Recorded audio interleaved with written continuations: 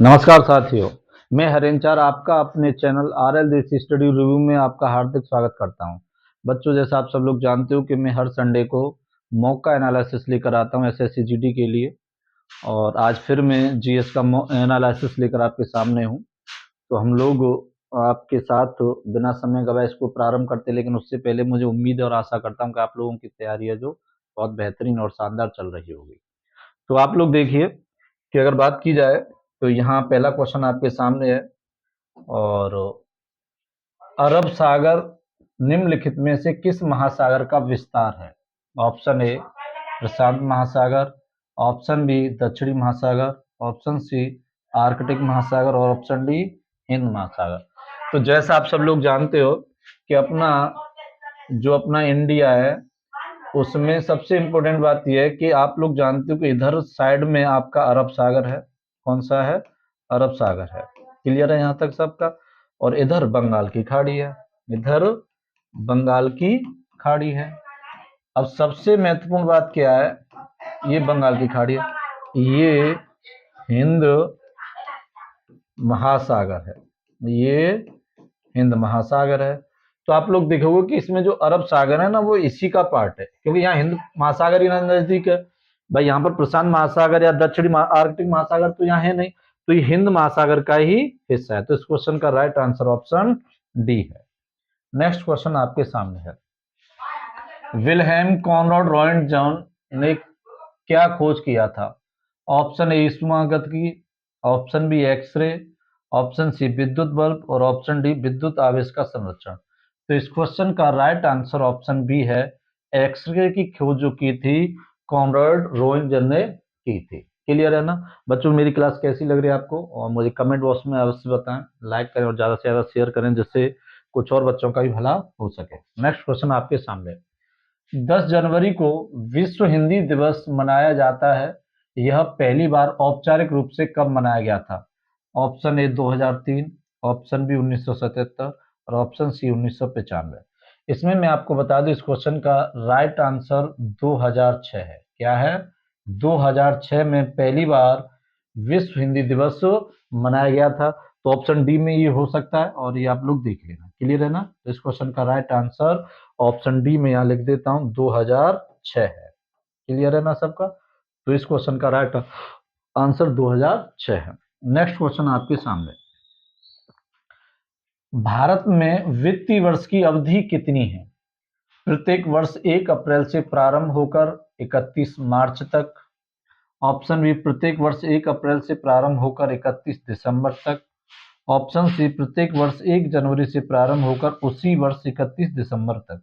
तो मैं आपको बता दूं, जो हमारी वित्तीय वर्ष होता है वो हमेशा 1 अप्रैल से स्टार्ट हो और 31 मार्च तक माना जाता है। क्लियर है ना? तो इस क्वेश्चन का राइट आंसर ऑप्शन ए होगा। क्लियर है? नेक्स्ट क्वेश्चन आपके सामने है। पुरुषों के कबड्डी के मैदान की लंबाई कितने मीटर होती है? Option A 10 metre, option B 13 metre, option C 17 metre और ऑप्शन डी 15 मीटर। तो मैं आपको बता दूं कि पुरुषों के जो कबड्डी का जो मैदान होता है वो ऐसे समझो कि ये आयताकार टाइप में होता है। ये 13 मीटर तो इसकी लंबाई होती है और 10 मीटर इसकी चौड़ाई होती है। क्लियर है ना? ये लंबाई होती है और ये इसकी चौड़ाई होती है। क्लियर है ना? और अगर बात की जाए तो कबड्डी में जो खिलाड़ियों की संख्या होती है, जो खेलते हैं, खिलाड़ियों की जो संख्या होती है वो 7 होती है खेलने वाले। वैसे तो टोटल 12 नियुक्त किए जाते हैं, लेकिन जो खेलते हैं वो 7 खेलते हैं। तो इसमें पूछा गया था लंबाई, तो लंबाई का इस क्वेश्चन का राइट आंसर ऑप्शन बी है। क्लियर है ना? नेक्स्ट क्वेश्चन आपके सामने है। प्लासी के युद्ध के समय मुगल सम्राट कौन था? ऑप्शन ए आलमगीर द्वितीय, option B Sirajuddaula, option C Mir Qasim और ऑप्शन डी शाह आलम द्वितीय।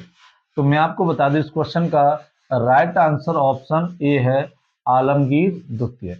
थोड़ा सा प्लासी के युद्ध की बात की जाए तो मैं बता दूं आपको, ये 23 जून 1757 को हुआ था। क्लियर है ना? और ये जो हुआ था तो ये पश्चिम बंगाल में नदिया जिला था। कौन सा जिला था? नदिया जिला था, नदिया जिला था, और एक नदी थी भागीरथी नदी। कौन सी नदी? भागीरथी नदी। क्लियर है ना? भागीरथी नदी के तट के पास नदिया जिला था पश्चिम बंगाल में, और ये प्लासी यहाँ जगह का ही नाम था। ये क्या था? प्लासी स्थान का ही नाम था, और इसी के नाम पर इस युद्ध का नाम प्लासी का युद्ध रखा गया। क्लियर है ना? और इस युद्ध में आप सब लोग जानते हो उस समय मुगल बादशाह आलमगीर द्वितीय था, लेकिन ये बंगाल के नवाब सिराजुद्दौला, बंगाल के नवाब सिराजुद्दौला, बंगाल के नवाब सिराजुद्दौला व अंग्रेजों के मध्य लड़ा गया था, अंग्रेजों के मध्य लड़ा गया था। और अंग्रेजी सेना का जो नेतृत्व करता था, अंग्रेजी सेना का जो नेतृत्व करता था वो रॉबर्ट क्लाइव। कौन था? रॉबर्ट क्लाइव था। क्लियर है ना? और ये बंगाल का प्रथम गवर्नर भी था, बंगाल का प्रथम गवर्नर भी था। बंगाल का प्रथम क्या था? ये गवर्नर था। तो इस क्वेश्चन का राइट आंसर ऑप्शन ए है। क्लियर है ना? तो बच्चों थोड़ी सी जानकारी थी, वैसे मैं ज्यादा उस पर नहीं ध्यान दे रहा हूँ, मुझे सिर्फ आपको ऑप्शन बताना, और ये थोड़ा सा मुझे लगा कि थोड़ा सा इम्पोर्टेंट है क्योंकि ये एग्जाम में आता रहता है इससे संबंधित क्वेश्चन, तो मैंने थोड़ा सा इसको बता दिया। क्लियर है ना? नेक्स्ट क्वेश्चन आपके सामने है। अनुच्छेदों का निम्नलिखित में से कौन सा समूह भारतीय संविधान में आपातकालीन प्रावधानों की विशेषता से संबंधित है? ऑप्शन ए 352 से 360 तक, ऑप्शन बी 309 से 312 तक, ऑप्शन सी 343 से 351 तक। डी ऑप्शन क्या है इसमें पता नहीं, लेकिन आपका आंसर जो है वो ऑप्शन ए है। आप सब लोग जानते हो कि 352 से 360 तक कुछ आपातकालीन व्यवस्था के बारे में, जैसे मैं ज्यादा नहीं थोड़ा सा इनके बारे में बता दूं, तीन है। जैसे अनुच्छेद 352, अनुच्छेद 352 में आपका राष्ट्र राष्ट्रीय आपात है, राष्ट्रीय आपात की घोषणा की जाती है। अनुच्छेद 356, 356 में राष्ट्रपति शासन, राष्ट्रपति शासन लगाया जाता है। और अनुच्छेद 360 में, अनुच्छेद 360 में बात की जाए तो वित्तीय आपात। क्लियर है ना? कौन सी आपात? वित्तीय आपात, याद रखना। और इसमें एक और इम्पोर्टेंट बात कि यह आपात आज तक हमारे भारत में कभी नहीं लागू हुई है, आज तक कभी भी लागू नहीं हुई है, कभी भी लागू नहीं हुई है। क्लियर है ना? तो इस क्वेश्चन का राइट आंसर ऑप्शन ए है। ये पूछ लिया जाता है कि किस अनुच्छेद में राष्ट्रीय आपात, किस अनुच्छेद में राष्ट्रपति शासन, और किस में वित्तीय आपात। क्लियर है? तो नेक्स्ट क्वेश्चन आपके सामने है। एन राजम कौन से संगीत वाद्य यंत्र के वादक हैं? Option A sitar, option B violin, option C santoor, और ऑप्शन डी गिटार। तो मैं आपको बता दूं इस क्वेश्चन का राइट आंसर ऑप्शन बी है। जो एन राजम है वो वायलिन संगीत वाद्य यंत्र के वादक हैं। क्लियर है? अगर एन राजम के अलावा और वायलिन की कुछ और एक दो मैं नाम बता दूं आपको। एक तो शंकर है, काफी इंपोर्टेंट है, बहुत पूछे जाते हैं, डी शंकर है। एक आपके मनोज जॉर्ज हैं, मनोज जॉर्ज हैं, मनोज जॉर्ज हैं। और एक बाला भास्कर हैं, एक बाला भास्कर हैं, ये भी वायलिन के ही वादक हैं। क्लियर है ना? तो इस क्वेश्चन का राइट आंसर ऑप्शन बी है। नेक्स्ट क्वेश्चन आपके सामने है। ड्री उत्सव किस राज्य में मनाया जाता है? Option A Arunachal Pradesh, option B Kerala, option C Assam, और ऑप्शन डी आंध्र प्रदेश। तो मैं आपको बता दूं इस क्वेश्चन का राइट आंसर ऑप्शन ए है। अरुणाचल प्रदेश का ही प्रमुख उत्सव है ड्री उत्सव। क्लियर है ना? किस राज्य का प्रमुख है? तो ये अरुणाचल प्रदेश का ही इंपोर्टेंट है। वैसे तो आप सब लोग जानते हैं और आपकी तैयारी बहुत शानदार चल रही, मुझे उम्मीद है और भी बहुत सारे अलग अलग राज्यों के हैं और वो आप जानते हो, लेकिन मैं आपका टाइम यहाँ वेस्ट नहीं करना चाहता हूँ। तो हम लोग नेक्स्ट क्वेश्चन पर आते हैं। नेक्स्ट क्वेश्चन आपके सामने है। समाज के कमजोर वर्गों को सामाजिक न्याय दिलाने के लिए महाराष्ट्र में निम्नलिखित में से किस संघ का संगठन किया गया था? Option A theosophical society, option B Arya Samaj, और ऑप्शन सी सत्यशोधक समाज, और ऑप्शन डी धर्म पलायन योगम। तो इस क्वेश्चन का राइट आंसर ऑप्शन बी है आर्य समाज। क्लियर है ना। तो आर्य समाज की जो स्थापना थी वो 1875 में की गई थी। क्लियर है ना। और स्थान था, इसका जो स्थान था वो मुंबई था। मुंबई तो ये महाराष्ट्र में ही पड़ता है। क्लियर है ना। और इसके जो संस्थापक थे वो स्वामी दयानंद सरस्वती थे। स्वामी दयानंद सरस्वती थे। क्लियर है ना। स्वामी दयानंद सरस्वती थे। क्लियर है ना। याद रखना इस बात को। और इस क्वेश्चन का राइट आंसर ऑप्शन बी है। नेक्स्ट क्वेश्चन आपके सामने है, वाइड एंगल निम्नलिखित में से किस खिलाड़ी की आत्मकथा है? Option A Wasim Akram, option B Yuvraj Singh, option D Imran Khan, और ऑप्शन डी अनिल कुंबले। तो मैं आपको बता दूं इस क्वेश्चन का राइट आंसर ऑप्शन डी है अनिल कुंबले। क्लियर है ना। अनिल कुंबले ने हमारे देश के लिए क्रिकेट के क्षेत्र में बहुत महत्वपूर्ण योगदान दिया है। मैं आपको बता दूं कि अनिल कुंबले अपने समय के बहुत बेहतरीन ऑलराउंडर भी हुआ करते थे, और बॉलर उनका जो मेन खेल था वो बॉलिंग थी। और उन्होंने मेरे आइडिया में भारत के लिए स्पिन गेंदबाजी में सबसे ज्यादा विकेट लेने का भी रिकॉर्ड अनिल कुंबले के नाम ही है आज तक। क्लियर है ना। तो इन्होंने हमारे देश के लिए बहुत बड़ा योगदान दिया था। तो इस क्वेश्चन का राइट आंसर ऑप्शन डी है। नेक्स्ट क्वेश्चन आपके सामने है, which state government has launched मुख्यमंत्री मन्यूर काटू मन्यूर कपूम योजना। हिंदी में बता दूं आपको, यह पूछा गया है कि किस राज्य ने मुख्यमंत्री मन्यूर काठू मन्यूर कपूम योजना लॉन्च की है। क्लियर है ना। किस राज्य ने। तो ऑप्शन ए इसमें तमिलनाडु है, ऑप्शन बी केरल है, ऑप्शन सी आंध्र प्रदेश, और ऑप्शन डी तेलंगाना। तो मैं आपको बता दूं इस क्वेश्चन का राइट आंसर ऑप्शन ए है तमिलनाडु। क्लियर है ना। किस स्टेट ने लॉन्च की है? तो तमिलनाडु ने लॉन्च की है। और ये जो योजना है, ये योजना हरी खाद से संबंधित है। क्लियर है ना। हरी खाद से संबंधित है। क्लियर है ना। जो खेतों में खाद दी जाती है ना, उससे ये संबंधित है। तो वो जो तमिलनाडु के सीएम है स्टालिन, उन्होंने प्रमोट किया है और अपने राज्य में मुख्यमंत्री मन्यूर काटू मन्यूर कपूम योजना स्टार्ट की है कि वह चाहते हैं कि हमारे राज्य में भी जो पेस्टिसाइड है उनका जो यूज है वो कम हो। क्लियर है ना। और हरी खाद यूज की जाए खेती करने के लिए। क्लियर है। नेक्स्ट क्वेश्चन आपके सामने है, भारत का सर्वोच्च न्यायालय को अस्तित्व में आया? ऑप्शन ए 30 जनवरी 1935, ऑप्शन बी 26 जनवरी 1950, ऑप्शन सी 15 अगस्त 1947, और ऑप्शन डी 2 अक्टूबर 1952।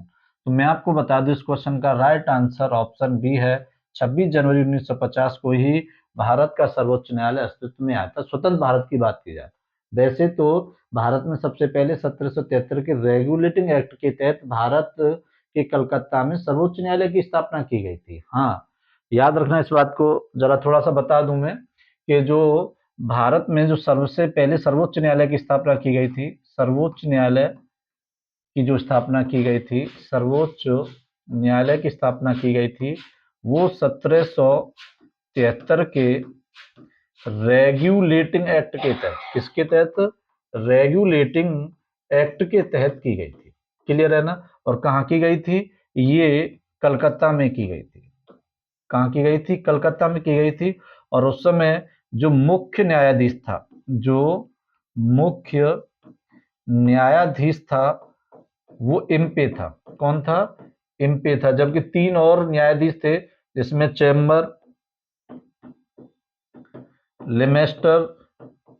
लेमेस्टर और हाइड, ये 3 और उस समय न्यायाधीश थे, जबकि ये मुख्य न्यायाधीश था। तो ये तो आजादी से पहले की बात हो गई। क्लियर है ना। समझ पा रहे हो ना आप लोग कि ये 1773 में पूछा जाता है कि सबसे पहले सर्वोच्च न्यायालय की स्थापना कहाँ की गई थी? तो कलकत्ता में ही की गई थी। क्लियर है ना। कब की गई थी? तो 1773 के रेगुलेटिंग एक्ट के तहत ही की गई थी। अब दूसरी इंपोर्टेंट बात यह है कि इसका मुख्य न्यायाधीश कौन था? एमपी था, जो बहुत एग्जाम में पूछा जाता है। ये वैसे इंपोर्टेंट नहीं है, ये मैंने गलत आपका समय। नेक्स्ट क्वेश्चन आपके सामने है, किस भारतीय संगीतकार हस्ती का जन्म स्थान पश्चिम बंगाल में है? Option A Naushad, option B OP Nayyar, option B Ilaiyaraaja और ऑप्शन डी बप्पी लहरी। वैसे इस प्रकार के क्वेश्चनों का कोई औचित्य नहीं और ना ही आपके एग्जाम में आने हैं, लेकिन अब क्या करें, कुछ कह नहीं सकते हैं। तो इस क्वेश्चन का राइट आंसर ऑप्शन डी है, बप्पी लहरी। क्लियर है ना? बप्पी लहरी बहुत ही महत्वपूर्ण गायकार थे, पश्चिम बंगाल के थे। अगर आपने नोटिस किया हो तो सोने की लर वर चैन वैन बहुत ज्यादा डाल के रहते थे बप्पी लहरी। बहुत ही बेहतरीन गायकार थे और इन्होंने हमारे देश के लिए बहुत बड़ा योगदान दिया संगीत के क्षेत्र में।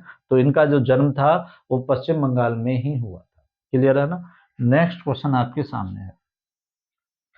सक्रिय नलियों का उपयोग करके पौधों को पानी देने की तकनीक जो सीधे पौधों के आधार तक पानी पहुंचाती है कहलाती है?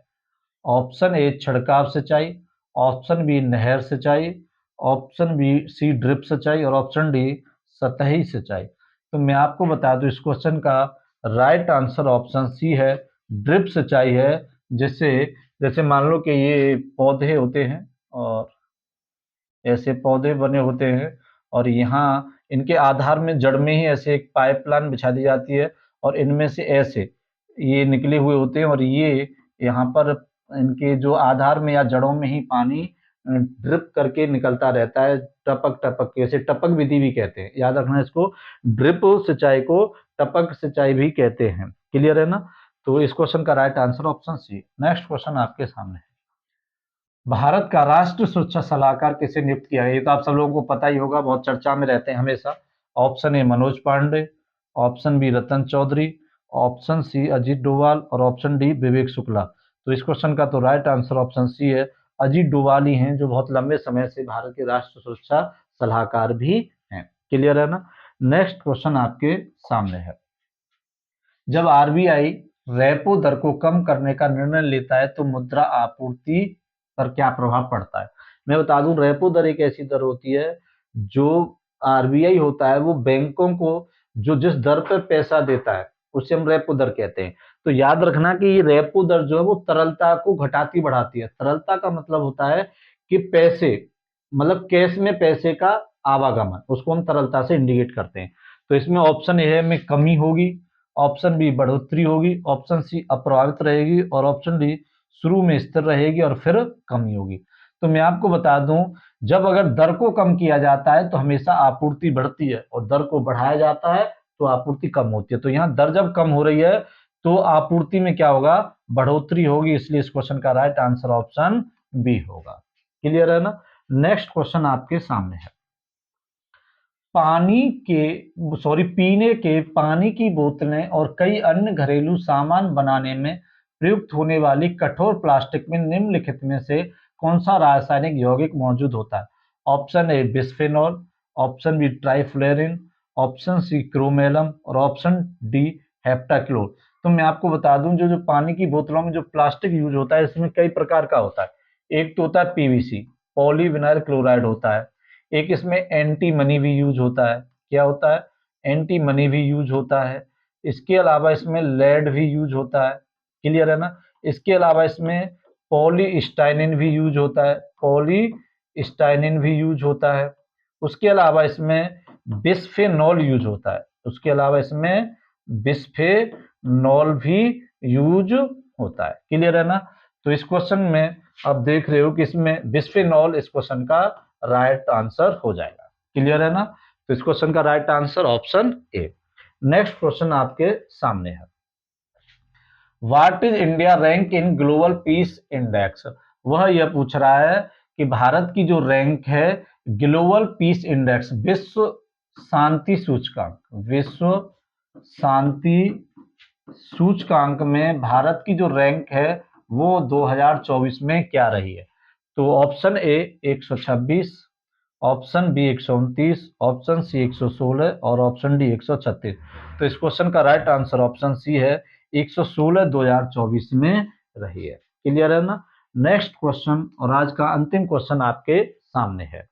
निम्नलिखित में से कौन सी पश्चिम बंगाल की सबसे ऊंची चोटी है? Option A Sandakphu, option B Saramati, option C Doda Betta और ऑप्शन डी देवमाली।